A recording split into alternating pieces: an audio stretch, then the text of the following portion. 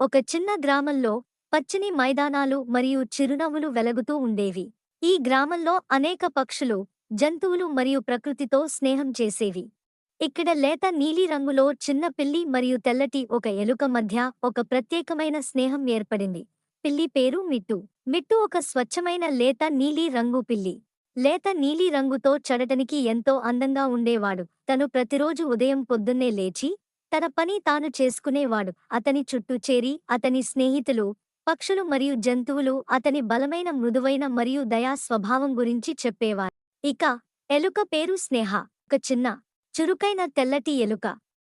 తెల్లటి ఎలుక పొడవాటి చెట్టు కొమ్మల మధ్య నడవడం ఇష్టం. స్నేహ కూడా ఎంతో హుషారుగా మరియు సరదాగా ఉంటూ ఇతరుల అవసరాలకు సహాయపడటానికి ఎప్పుడూ సిద్ధంగా ఉంటుంది.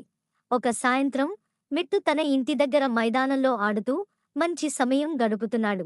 అకస్మాత్తుగా ఒక చిన్న పొరపాటుతో మిట్టు పెద్దగా కూసి ఉండవచ్చు.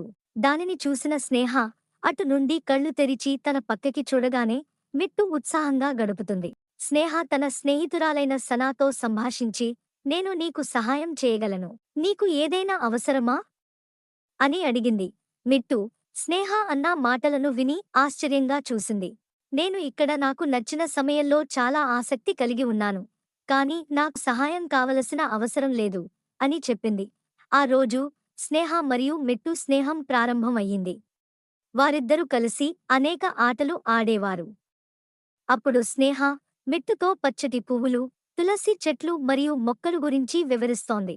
మిట్టు కూడా స్నేహ అందించిన మాధుర్యాన్ని మరియు చురుకైన ప్రవర్తనను ఆనందంగా పొందుతూ స్నేహతో స్నేహం చేసేది. కొన్ని రోజుల తర్వాత ఒక పెద్ద భూతం గ్రామానికి చేరుకుంది. అందరినీ భయపెడుతూ, భయంతో డబ్బు, గింజలు మరియు ఆహారం అంతా చిందర వందర చేస్తూ పిచ్చిగా ప్రవర్తించింది. స్నేహ చాలా భయపడింది. అయితే మిట్టు మాత్రం సాహసంగా ముందుకు వచ్చి ఊరిని రక్షించడానికి ప్రయత్నమైనది.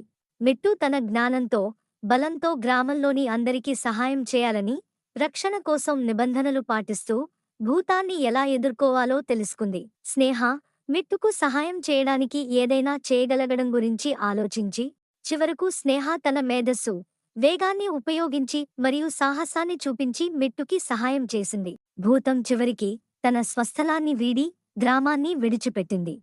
గ్రామస్తులు మిట్టు మరియు స్నేహ యొక్క సాహసాన్ని మరియు స్నేహాన్ని ప్రశంసించారు. వారు ఇద్దరూ ఒకరికొకరు ఉద్ఘాటన అయిన ఈ స్నేహాన్ని ఆరాధిస్తూ ఒక కృతజ్ఞతతో పోయారు. స్నేహం యొక్క ఈ బలవంతమైన ఉదాహరణను చూసిన ప్రతి ఒక్కరూ వారి మధ్య స్నేహం ఎంత ముఖ్యమైనదో తెలుసుకున్నారు.